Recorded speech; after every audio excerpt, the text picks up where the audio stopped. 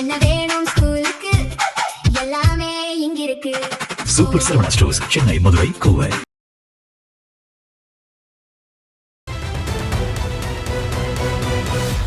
அரசியல் களம் நேயர்களுக்கு வணக்கம். இன்றைக்கு நம்ம நேர்காணலுக்காக அரசியல் விமர்சகர் ரவீந்திரன் துரைசாமி அவர்கள் நம்மோடு இருந்திருக்கார். அவருக்கு பேசலாம். சார் வணக்கம். வணக்கம். அதிகார விரியில் இந்த மாதிரி எடப்பாடி அவர்கள் வெளிப்படையாக குற்றச்சாட்டு வைக்கிறது, ராஜினாமா பண்ணிட்டு தாவே கிளம்ப இணைகிறாங்க அப்படின்னு சொன்னாலும் அதிமுகவோட கதை முடிஞ்சிருச்சு, இனிமேல் அதிமுக வந்து எதிர்கட்சியாக கூட வர முடியாது அப்படிங்கிற ஒரு யோசனையில தான் அவங்களாம் அந்த பக்கம் போறாங்களா? அதிமுக மீண்டும் வர முடியாதுன்னு நினைக்கிறாங்களா எடப்பாடி தலைமையில்? அந்த இடத்துல வந்து அதிமுக மீண்டும் ஒரு பொசிஷனுக்கு வர்றதுக்கு 5 ஆண்டு காலம் இருக்கு. எய்தர் எடப்பாடியார் எலெக்ஷன் அன்னைக்கு நம்ம சொன்ன மாதிரி தினகரன் வந்து 3 மாசத்துல கலைன்னு சொல்லும்போது 3 மாசத்துக்கு பிறகு இவர் இப்படி தாங்க சொல்லுவாருன்னு நம்ம சொன்ன மாதிரி எய்தர் விஜய் எலெக்ஷனுங்கிற பொசிஷன் தான் இருக்குது. பட் அவர் மைனாரிட்டி கவர்மெண்ட்ல அவர் அசிங்கப்படுறாரு விஜய்ங்கிறது எனக்கு மாறுபட்ட கருத்து இல்லை. அதை பற்றி அவரோட சபார்டினேட்டுக்கும் சுற்றி இருக்கவங்களுக்கும் கவலை இல்லை. அவருக்கு எம்ஏஜ் அதில் பாதிக்கப்படுகிறது என்னோட ஆணித்தரமான கருத்து. அவர் என்டிஆர் மாதிரி சில முடிவுகளை எடுக்கலாம், அது அவர் விருப்பம். இந்த சுச்சுவேஷனில் தமிழ்நாட்டுக்குள்ளே வந்து கர்நாடகா யூபி மாறிப்பட்ட ஒரு ட்ரையாங்குலர் பொலிட்டிக்ஸு சீமான ஒரு ஃபோர்ஸ் தான். அந்த ஒரு சுச்சுவேஷன் வந்திருக்குது. அந்த இதில் வந்து தேவகவுடா மாதிரி எடப்பாடிக்கு ஒரு வாய்ப்பு வரும். நான் வராதுன்னு சொல்ல முடியாது. இடத்துல உள்ள பிஜேபி ஆட்சி அமைக்க முடியாத சூழ்நிலையில் அது 3வது இடத்துல உள்ள மாயாவதிக்கு கிடைச்சிது. இப்பவும் ஒரு 10 சீட்டு கொங்கு வேளாள கவுண்டர் பெல்ட்டில் இவர் வருவாருன்னு நம்பி ஒரு 10 சீட்டு கூடுதலான திமுகவுக்கு பெஸ்ட்டில் கிடச்சிருக்கும்னா இவர் தான் சிஎம். அதில் வந்து செங்கோட்டையனை நீக்கினதில் சத்யபாமா, செங்கோட்டையன், லோகேஷ், அருந்ததியார் அங்கே செல்வாக்கு இருந்தது. இதில் வந்து ஒரு அடி வாங்கிட்டார். ப்ளஸ் அண்ணாமலையை தலைவர் பதில் நீக்கல ஒரு அடி வாங்கிட்டார். இந்த 2 விஷயமே கொங்கு வேளாளர்கள் மத்தியில் இவர் சிஎம்மா வருவாருங்கிற நம்பிக்கை இழந்ததுனால பல தொகுதிகளில் வந்து அவர் அந்த பெல்ட்டுக்குள்ளே வரல. வன்னியர் பெல்ட்டுக்குள்ளே உள்ள ஆதரவில் 47 வந்தவர். கொங்கு பெல்ட்டும் இவருக்கு காப்பாற்றி ஒரு 10 சீட்டு கிடச்சிருக்கும்னா இப்போவே அவர் சிஎம்மா உட்காந்துருப்பார். எப்படின்னா தேவகவுடா குமாரசாமி கவுடா உட்கார்ந்தது மாதிரி, மாயாவதி உட்கார்ந்த மாதிரி, நிதிஷ்குமார் உட்கார்ந்தவர் மாதிரி 3ஆம் இடத்துல இருக்கிறவர் 1க்கு 2க்கு இடையில் உள்ள ஃபைட்டில் உட்காந்துருப்பார். அது கொஞ்சம் தான் இவருக்கு இந்த இடத்துக்குள்ள மிஸ் ஆச்சு. அது மிஸ் ஆகிறதுக்கு நம்ம உழைப்பு, நம்ம இது. அண்ணாமலை ஒப்புக்கு சப்பானியாக பிரச்சாரம் பண்ணும்போது அண்ணாமலை எடப்பாடி விழுந்தாதான் அண்ணாமலைக்கு வாழ்வுங்கிறத நம்ம டிக்ளேர் பண்ணணும்.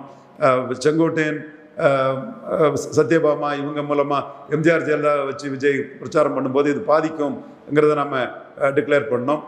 சவுத்தில் வந்து இவருக்கு எதிராக நாடார் சமூகத்தை திருப்பி நம்ம தேவருக்கு எதிராக நாடார் இலவச ஓட்டு போடக்கூடாதுங்கிற அந்த அரசியலை நாம் பண்ணணும். தேமுதிக கூட்டணி இவருக்கு வராத அளவுக்கு திமுக கூட்டணிக்கு போனதில் உள்ள பின்னடைவு இருக்குது. ஓபிஎஸ்க்கு அரசியலில் வேற வாய்ப்பே இல்லைன்னு சொல்லும்போது ஓபிஎஸ் வந்து திமுக கூட்டணி திமுகவிலே சேர்ந்து பண்ணக்கூடிய அரசியல் அதுக்குள்ளே இருந்தது. இப்படி நாம் பண்ண பல அரசியல்களும் வந்து இவருக்கு வந்து ஒரு பின்னடைவை கொடுத்தது. ஓவரால் இவர் வந்து சமூக ரீதியாக பார்த்தீங்கன்னா செங்கோட்டையனையும் அண்ணாமலையும் ஒரு காலி பண்ணாமல் இருந்திருப்பாருன்னா ஒரு 10-12 சீட்டு கூட வந்திருக்கும்னா கண்டிப்பாக அவர் இன்னைக்கு சிஎம்மா ஸ்டாலின் சப்போர்ட்டில் உட்காந்துருப்பார். அதற்கான நம்பர் முழுமையாக இல்லாதனால தான் அந்த முயற்சி வந்து முடிஞ்சு போச்சு. ஸோ இந்த கர்நாடகா பாணி பொலிட்டிக்ஸில் 20 விழுக்காடு வாக்கில் தேவகவுடா தரப்பு வந்து 20 வருஷத்துக்கு மேலே இருந்தாங்க. ஸோ அப்போ இவருக்கும் வந்து அந்த இடத்துக்குள்ள ஒரு கிரீன் பாஸ்டர்ஸ் இருக்க தான் செய்யுது. அதை தலைகளாக கட்டி தொங்க விட முடியும்னா அது ஸ்டாலினால் முடியாது, விஜயால் முடியாது. விஜயோட அந்த மேக்சிமம் எஃபர்ட் வந்து அதில் முடிஞ்சு போச்சு. தென் ஸ்டாலினால் முடியாது, மற்ற யாராலையும் முடியாது. அந்த இடத்துக்குள்ளே அது முடியும்னு சொன்னால் செங்கோட்டையனால் இவ்வளோ தான் முடியும், எனக்கு மேலே இல்லை. அது இனிமேல் இது முடியும்னா அண்ணாமலை லீடர்ஷிப் வரும்போது இவருக்கு ஒரு பாதிப்பு வரலாம். மற்றபடி எடப்பாடி பழனிசாமி எக்ஸிஸ்டிங் பொலிட்டிக்ஸ் இதில் கம்ஃபர்டபுளாக தான் இருக்கிறாரு.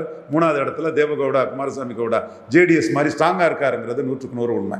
முதல்வராக பொறுப்பேற்றதுக்கப்புறம் விஜய் அவர்கள் முதல் முறையாக டெல்லி பயணப்படுறாரு. நாளைக்கு பிஎம் மோடி அவர்களே சந்திக்கிறதுக்காக தகவல் வந்து எந்த அளவுக்கு முக்கியத்துவம் வாய்ந்த சந்திப்பு அதுன்னு நினைக்கிறீங்க?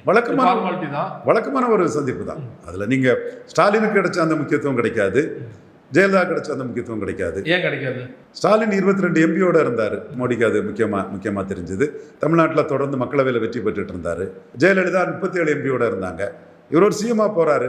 அது ட்ரங்கேட்டட் மேண்டேட் உள்ள ஒரு சிஎம்மாக போகிறாரு. ஒரு சிஎம்முக்கு என்ன மரியாதை கிடைக்குமோ அந்த மரியாதை கிடைக்கும். அதை தாண்டி பெரிய அளவில் இருக்காது. மேலும் அவர் வந்து காங்கிரஸ் இன்க்ளூசிவ் கொலிஷன் கவர்மெண்ட்டை தான் நடத்துகிறாரு. ஒரு சிஎம்ஐ எந்த அளவுக்கு பிஎம் மதிப்பாரோ அந்த இது மதிப்பார். நல்லா மதிச்சிருக்கிறாரு நம்ம சதீஷ் அண்ணன் இன்னைக்கு பார்த்துட்டு வரும்போது. குறிப்பாக ஒரு ராஜ்யசபா எம்பி பதவி காலி ஆயிடுச்சு. காங்கிரஸில் பிரவீன் சக்கரவர்த்தி கொடுக்க வாய்ப்பு இருக்குது அப்படிங்கிற மாதிரினா யூகங்கள்லாம் போயிட்டு இருக்கு இல்லையா? அது ராகுல் காந்திக்கும் விஜய்க்கும் உள்ள இது. விஜய் முதல்ல காங்கிரஸுக்கு அலாட் பண்ணணும், காங்கிரஸ் அதை பிரவீன் சக்கரவர்த்திக்கு அலாட் பண்ணணும். ஏன் செல்வ பிறந்தையை கொடுத்தான்னா மல்லிகார்ஜுன கார்கே செல்வ பிறந்தைக்கு ரிவார்ட் பண்ணான்னா ஒரு அட்டோர்னி பிரி சகோதரருக்கு அது கிடைக்கக்கூடாதா? ஏன் அவரும் டிசிஷன் எடுக்கிறாருல்ல, செல்வ பிறந்தை மாநில தலைவர் தான், மாநில தலைவரை நம்ம கௌரவமாக கொடுப்போம்னு இவர் மல்லிகார்ஜுன கார்கே ஒரு முடிவு எடுக்கலாம் இல்லையா?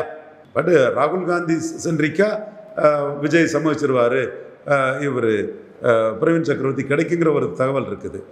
இவரும் காங்கிரஸ் கட்சிக்குள்ள மல்லிகார்ஜுன கார்கேயும் டம்மியா இல்லை. ஈஸ் ஆல்சோ 10க்கு ஒரு 3வது மல்லிகார்ஜுன கார்கே கருத்தை ஏற்றுக்கிட்டு தான் செயல்பட முடியும். அதனால தான் இன்னைக்கு பல காங்கிரஸ்காரர்களும் ஒட்டுமொத்தமாக ராகுலே இந்தியாங்கிற மாதிரிலாம் பேசாமல் கொஞ்சம் நிதானித்து இதாக பேசுகிறாங்க. மாணிக் தாகூர் கொறடாவாக இருந்து ராகுலை நம்பி பேசும்போது உள்ளுக்குள்ளே ஜோதிமணி இந்த குதிரை பேரம்னு ஒன்று பண்ணுறாங்கன்னா ஏதோ நம்மளும் வந்து மல்லிகார்ஜுன கார்கே சப்போர்ட்டோட ஒரு குதிரை பேரங்கிறத ஒரு நியாயமான முறையில் பேசி நம்மளும் மாணிக் தாகூரை தட்டிடலான்னு அவர் பார்க்குறாப்புல. அதே மாதிரி பவர் பொலிட்டிக்ஸில் யூபியில் வந்து ராகுல் காந்தி அகிலேஷ் யாதவ் விட்டு அகிலேஷ் யாதவ் ராகுல் காந்தி அடிச்சிருவாருன்னு நினைக்கிறேன். இவர் ஸ்டாலின்கிட்ட விஜயை பயன்படுத்தி சில உண்மையான காங்கிரஸ்லாம் சொல்லி சில இதுகளை பண்ணி ஸ்டாலினை தோக்கடிச்சிட்டாப்புல. அங்கே அகிலேஷ் யாதவ் பொறுத்தவரை காங்கிரஸை வந்து காலி பண்ணிடுவார்னு தான் கருதுறேன். ஏன்னா காங்கிரஸுக்கு பேஸ் வந்து பிராமின்ஸும் பூமிகார்னா பரசுராம் கம்யூனிட்டி ஒரு நியாயத்துக்காக காத்தேவர் அர்ஜுன் மகாராஜ இது பண்ண ஒரு வரலாறு சொல்லக்கூடிய ஒரு அந்த பூமிகார்னு சொல்லக்கூடிய ஒரு தரப்பு, அந்த தரப்பு தான் காங்கிரஸுக்கு இருக்காங்க, பிராமின் பூமிகாரும். ஸோ பிராமின் பூமிகார் கேண்டிடேட்டை ஜாஸ்தி போட்டிப்பான். அஜய் ராயா பூமிகார் தான் ஸ்டேட் பிரசிடென்ட். காங்கிரஸ் அதில் காலி பண்ணணும். அப்புறம் வந்து காங்கிரஸ் வந்து ஷெட்யூல் காஸ்ட் கேண்டிடேட்டை முன்னிறுத்தி சில அரசியல் பண்ணுவாங்க. அகிலேஷ் யாதவே ஓப்பனில் ஷெட்யூல் காஸ்ட் கேண்டிடேட்டை போட்டு காங்கிரஸுக்கு சோஷியல் பேக்கிங்கை கலத்தி விட்டுக்கிட்டு காங்கிரஸை விரட்டி விட்டு காங்கிரஸை ஒன்றுமெல்லாம் பண்ணிட்டாருன்னா ராகுல் காந்திக்கு செல்வாக்கு அடிபடும். அப்படி அடிபடும் போது கார்த்திக் சிதம்பரமே நான் ஸ்டாலினால் திமுகவில் 2 தடவை ஜெயித்தேன், நன்றி உணர்வோடு இருக்கணும்னு மாணிக் தாகூர் அடிக்கிறார். அடிச்சுக்கிட்டு அவர் ஒரு அரசியல் பண்ணுறாருன்னா ராகுல் பலகீனம் அடைஞ்சாருன்னா அவருக்கு கொறடா மாணிக் தாகூர் பலகீனம் அடைவார். அந்த பலகீனமடைமான சூழ்நிலையில் ஸ்டாலினையும் ஒரு காங்கிரஸ் அலையன்ஸுக்குள்ள ஒரு ஆளாட்டு அப்படி ஏதாவது பண்ணி எடுத்து பண்ணலாங்கிற அந்த நோக்கமும் அந்த தரப்புக்குள்ளே இருக்குது. ஸோ இந்த அரசியல் களம் வந்து 2029 இப்போவே நம்ம ப்ரிடிக்ட் பண்ண முடியாது. ரொம்ப லாங் பீரியடுங்கிற லெவலில் தான் அதை நம்ம பார்க்குறோம்.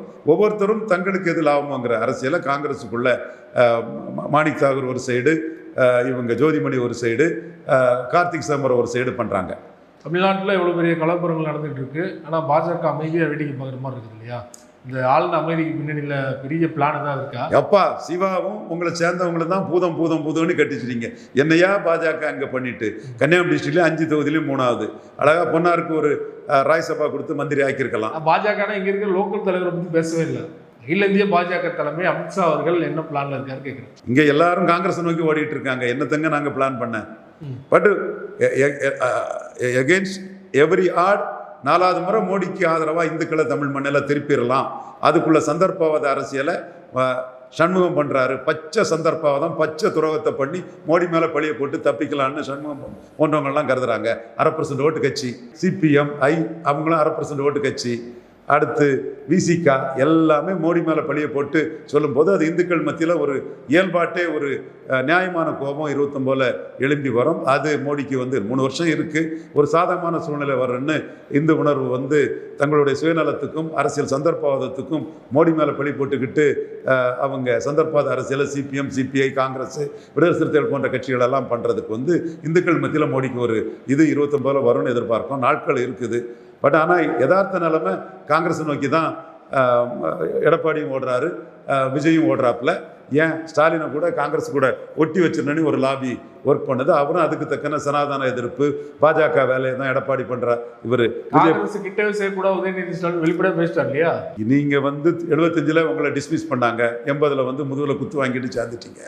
96 நீங்கள் இருக்கக்கூடிய மந்திரி சபையில் இருக்கக்கூடாதுன்னு சொன்னீங்க. அந்த துரோகத்தையும் குத்து வாங்கிட்டு போய் சேர்ந்துட்டீங்க.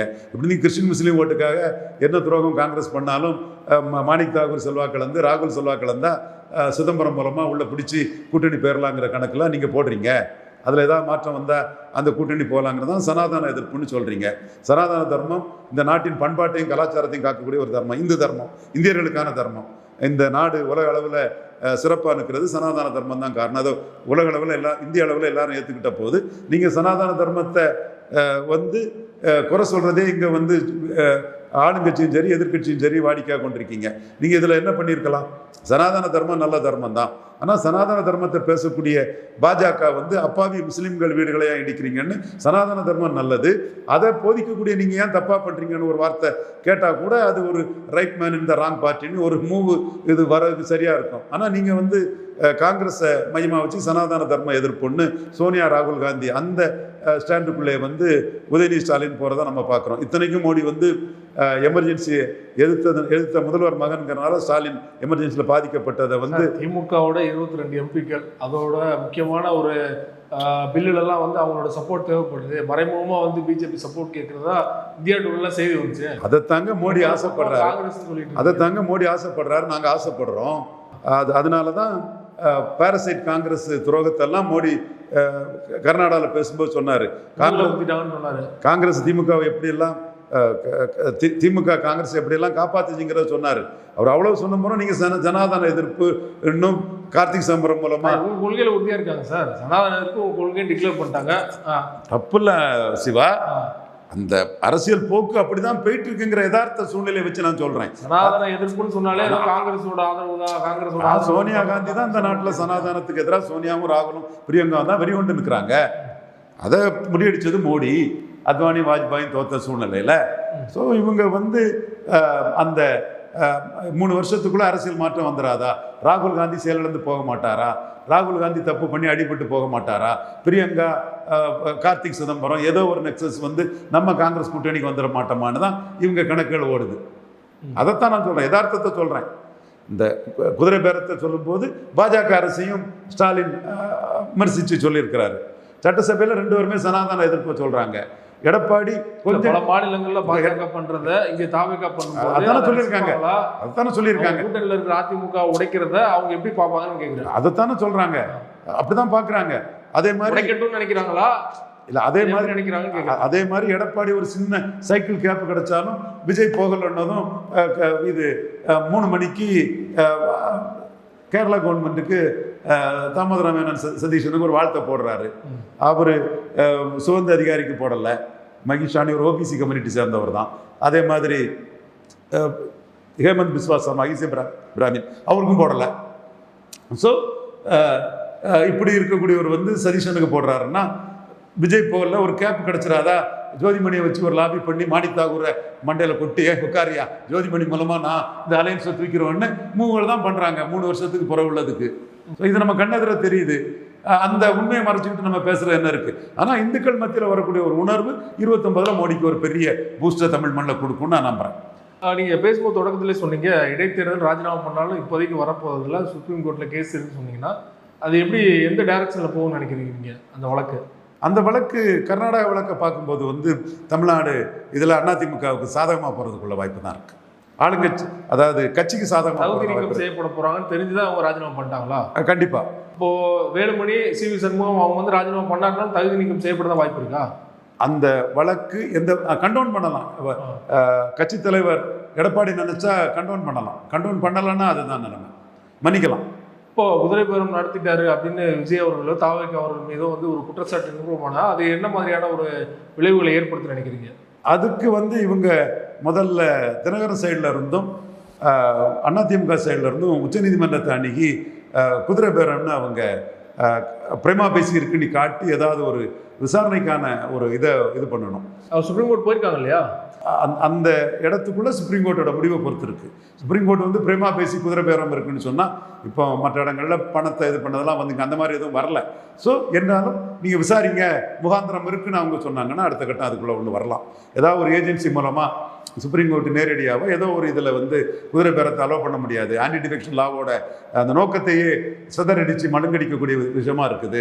சபாநாயகரை பயன்படுத்தி பல இதுகளையும் வந்து இந்த சட்டமே பின்ன எதுக்கு நாட்டில் வந்து ஆயாரம் காயாரம் கூடாதுங்கிறதுக்காக தான் வந்தது. அதையே முறியடிக்கக்கூடிய அளவுக்கு இருக்கும்போது இதற்கு ஒரு சரியான ஒரு தீர்வு வேணும். சபாநாயகர்கள்லாம் ஆளுங்கட்சிக்கு ஆதரவாட்டே ஆளுங்கட்சி சபாநாயகர்களாகவே இருக்கிறாங்கன்னு மகாராஷ்டிராவில் பண்ண மாறிப்பட்ட இது சுப்ரீம் கோர்ட் வந்து ஒரு முடிவெடுக்கலாம். சுப்ரீம் கோர்ட்டை அணுகி தினகரன் அணுகலாம், அதிமுகவும் அணுகலாம். அணுகி அதில் என்ன வருதுங்கிறத பார்த்து தான் நம்ம அடுத்த கட்டம் சொல்ல முடியும். we need not rush to any conclusion.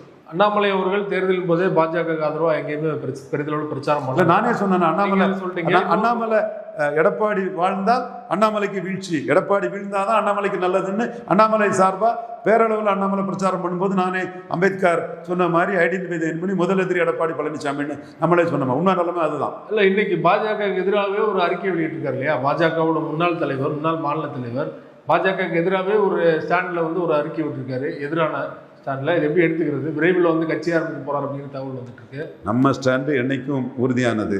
மோடிக்கு 29ல் இங்கே எம்பி கிடைக்கிறதுக்கு என்ன பண்ணுமோ நம்ம தொடர்புகள், நாலேஜ், அறிவு எல்லாமே அதை பண்ணுவோங்கிறதுல மாற்றம் இல்லை. அண்ணாமலைக்கு இழைத்தது மிகப்பெரிய அநீதி.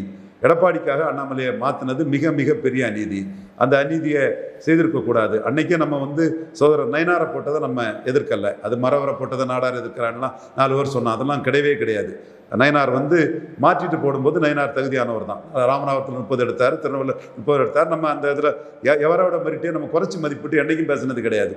பட் அண்ணாமலை நீக்கத்தை நம்ம எதிர்த்தோம்.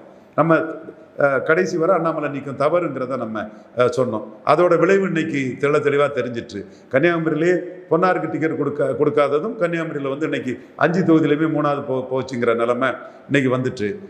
தென் இங்கே இந்த மீண்டும் பாஜகவுக்குள்ள அண்ணாமலை இருந்து செயல்பட்டால் எந்த செல்வாக்கும் இல்லாதவங்க நயவஞ்சக எண்ணமும் சுயநலமும் தங்களுடைய வாழ்க்கைக்கு ஏதாவது பண்ணிக்கணும்னு மோடி மீது எந்த பற்றுதலும் இல்லாமல் எது எக்கேடு கட்டு போனா என்ன, பாஜகவுக்கு ஸ்டாண்ட் என்ன, மோடிக்கு எது நன்மைங்கிறதெல்லாம் தெரியாமல் தங்களோட செல்ஃப் சீக்கர்ஸாக இருக்கக்கூடியவங்கள்ட்ட வந்து அண்ணாமலை நம்ம செயல்பட முடியாது. அண்ணாமலைக்கு நெருக்கடி இருக்குது. இன்னைக்கு அண்ணாமலை எடுத்த இஷ்யூ வந்து பாஜகவுக்கு எதிரான ஒரு இஷ்யூவில் தான் பேசியிருக்கிறாரு. அந்த இஷ்யூவோட நோக்கம் வந்து விஜய் அடைஞ்ச வெற்றி, விஜய் ஒரு ட்ரெண்ட் செட்டராக இருக்கிறாரு, அதே மாதிரி நம்மளும் வரலாங்கிற ஒரு எண்ண ஓட்டம் தான் அவர்கிட்ட போகுது.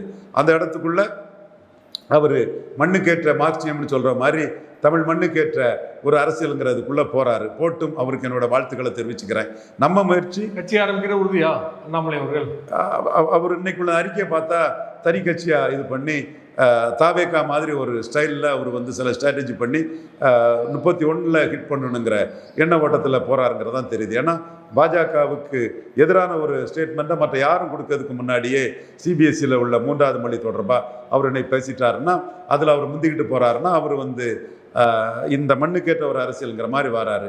நம்மளோட அஜெண்டா வந்து 2029ல் மோடி இங்கே வெற்றி பெறணுங்கிற லெவலில் இருக்கும். அதே வேளையில் அண்ணாமலைக்கு கிடைச்ச அநீதிகளை ஸ்ட்ராங்காக பேசணும். நம்ம தான் அண்ணாமலைக்கு வந்து தான் எடப்பாடியை பலகீனப்படுத்தக்கூடிய ஒரு சக்தி அண்ணாமலைக்கு மட்டும்தான் என்னமோ இருக்குங்கிறது நம்மளோட பார்வை. விஜய் பலகீனப்படுத்தக்கூடிய அளவுக்கு பலகீனப்படுத்தி முடிச்சிட்டாரு. மற்றவங்கள்லாம் அண்ணாமலை எடப்பாடி எந்த அளவுக்கு பலகீனப்படுத்தணுமோ அதை முடிச்சிட்டாப்புல. அண்ணாமலைக்கு மட்டும்தான் எடப்பாடி ஒரு சக்தி பலகீனப்படுத்தணும்னா விஜய் அவர்களை பலகீனப்படுத்தணும். அந்த இடத்துக்கு அவர் வரணும் தான் நினைக்க போறாரு. ஏன் வந்து எடப்பாடி அவர்களை பலகீனப்படுத்தி அந்த இடத்துக்கு வரணும்னு நினைக்க போறாரு? நான் கடந்த சம்பவத்தில் உள்ள இதுக்கான ஒரு இதை சொன்னேனே தவிர விஜய் எடுத்து தான் அவர் அரசியல் பண்ண முடியும். ஆன்டி விஜய் தான் பண்ண முடியும். விஜய் வர்சஸ் அண்ணாமலைன்னு அரசியலை கொண்டு வர தான் அண்ணாமலை முயற்சி பண்ணுவார். அதில் எந்த மாற்றமும் இல்லை. ஆளுங்கட்சி எடுத்து தான் அரசியல் பண்ண முடியும். விஜயோட அரசியலை தான் பண்ண முடியும். அதனால தான் வந்து சனாதன தர்மங்கிற மேட்டரில் வந்து விஜயும் உதயநிதி ஸ்டாலினே அடித்தார். நீங்கள் தேர்தல் நேரத்தில் சனாதன தர்மத்தை, இந்து தர்மத்தை எதிர்த்து பேசியிருக்கணும். சும்மா தேர்தல் முடிஞ்ச முறை வந்து பேசிகிட்டு இருக்க விடாண்டி 2 வரையும் அடி ஒரு 8 நாளைக்கு முன்னே அடித்தார் அண்ணாமலை. இப்போ வந்து பாஜகவோட இந்த முடிவே எடுத்து பேசுகிறாரு. அவரும் அண்ணாமலை சென்றிக்கான ஒரு அரசியலை முன்னெடுக்க பார்ப்பார். எப்படி வருதுங்கிறத பார்ப்போம். நம்மளோட பணி மோடிக்கு 29ல் தமிழ் மண்ணில் குறிப்பிடத்தக்க அளவு மக்களவை ஜெயிக்கணுங்கிறதும், அதே இது ஏற்கனவே கர்நாடகாவில் வந்து ஜேடிஎஸ்ஸை வந்து மோடி கூட கூட்டணி கொண்டு வந்தது எங்கள் டீமோட கருத்து. அண்ணாமலை முயற்சி பிஎல் சந்தோஷ் அண்ணாமலை நாங்கள் தான். அந்த மக்களவை சட்டமன்ற தேர்தல் முடிஞ்சதுமே டக்குன்னு வந்து ஜேடிஎஸ்ஸை அந்த அலைன்ஸுக்குள்ளே கொண்டு வந்தோம். அதே மாதிரி ஜாட் எதிர்ப்புக்காக இவர் ஜெயந்த் சௌத்ரியை கொண்டு வந்தது நம்மளோட ஒரு சஜஷன் தான். மோடிக்கிட்ட அது எடுபட்டது. லாலு அல்லது நிதிஷ் 2ல் ஒருத்தர் பீகாரில் வேணுங்கிற கருத்தை மோடிக்காக நம்ம சொன்னோம். மோடிக்காக நம்ம நினைக்க நிற்கிறது வந்து நம்ம உணர்வுபூர்வமான அறிவுபூர்வமான ஒரு அரசியல் நகர்வு. பட் அதே வேளையில் அண்ணாமலைக்கு நம்ம வாழ்த்துக்களும், அண்ணாமலை நல்லா வரணுங்கிற எண்ண ஓட்டத்தையும் நம்ம இதில் தெரிவிச்சுக்கிறோம். நீங்கள் வாழ்த்துக்கள் சொல்லிட்டீங்க அண்ணாமலை புதிய கட்சி ஆரம்பிக்கிறதுக்கு. அண்ணாமலை புதிய கட்சி ஆரம்பிக்கிறத மோடி அவர்களும் அமித்ஷா அவர்களும் ரசிப்பாங்க நினைக்கிறீங்களா? அவங்க எப்படி எடுத்துப்பாங்க நினைக்கிறீங்க? அது என்ன டேர்ம்ஸ் அவங்களுக்குள்ள இருக்குன்னு எனக்கு சரியா தெரிய வரல. அவனோட ஆசீர்வாதம் ஆரம்பிக்கிறாரா? இது நீங்க என்னமோ எல்லாமே பி டீம் எங்க தமிழ்நாட்டுல நீங்க சந்தேகம் எழுப்புறீங்க இல்லையா என்ன டேர்ம்ஸ்ல அப்படின்னா அப்படிதான். அதான் விஜயம் சொன்னீங்க எல்லாத்தையும் பி டீம்னு சொல்றது இங்க தமிழ்நாட்டுல ஒரு வாடிக்கை ஆகி போச்சே. அது சொல்லத்தான் செய்வாங்க. இல்ல நீங்க என்ன சொல்றீங்கன்னு கேக்குறேன். பாப்போம், அவருக்கு ஒரு அறிக்கை தானே கொடுத்துருக்காரு. 2 இது சனாதானத்துக்கு ஆதரவா இருக்கிறதுல எனக்கு மகிழ்ச்சி, சனாதான தர்மத்துக்கு ஆதரவா இருக்கிறதுல அண்ணாமலைக்கு பாராட்டுகளையும் வாழ்த்துக்களையும் தெரிவிச்சுக்கிறேன். இல்ல அவ்வளவு எளிது அண்ணாமலையை வந்து சஸ்டைன் பண்ண விடுவாங்கன்னு நினைக்கிறீங்களா? வளர விடுவாங்கன்னு நினைக்கிறீங்களா மோடி அவர்கள்? அதெல்லாம் நம்ம எப்படி வருது என்னங்கிறது ஒரு சேஃப் எடுக்கும்போது பார்ப்போம். நம்ம இட் இஸ் ப்ரீமெச்சூரா பேசாண்டா வரட்டு பார்ப்போம். அண்ணாமலை வளர்ந்தாருன்னா அது பாஜக வந்து படுகொலியில் தான் தள்ளணும். பாஜகவோட வளர்ச்சியை தொடர்ச்சியா பேசிக்கிட்டு இருக்கீங்க நீங்க. வந்து அண்ணாமலை வந்து முழுக்க சுயநலமும் சந்தர்ப்பாதமும் உள்ள ஆளுங்களோட சேர்ந்து எப்படி தமிழக பாஜக தலைவரோட சேர்ந்து செயல்பட முடியும்? அது பெரிய பிரச்சனை இருக்குது இல்லை. எவனும் கட்டுப்பட மாட்டான், இஷ்டம் போல பேசுவான், ஒன்றும் இருக்காது, ஒரு பேக்கிங்கும் கிடையாது, ஒன்றும் கிடையாது. ஏதோ டெல்லியில் 2 பேரை பிடிச்சிக்கிட்டு ஓடி பேசுவான். அப்போ அந்த இடத்துக்குள்ள அண்ணாமலை வந்து நீங்கள் வந்து திமுக வேண்டாம் அண்ணா திமுக வேண்டாம்னு சொல்லக்கூடிய ஒரு கட்சி 26ல் அண்ணாமலையை சிஎம்மாக சொல்லியிருக்கணும். இல்லை அண்ணாமலைக்கு ஸ்ட்ராட்டஜி கையில் விட்டுருக்கணும். அதில் மிஸ் ஆன பிறகு இனிமே அண்ணாமலை வந்து எப்படி ட்ராவல் பண்ணி என்ன பண்ண முடியுங்கிறதுல பெரிய கேள்விக்குறியாக தானே இருக்குது. ரொம்ப நன்றி சார். அரசியல் சார்ந்த பல்வேறு விஷயங்களை வந்து வந்தீங்க.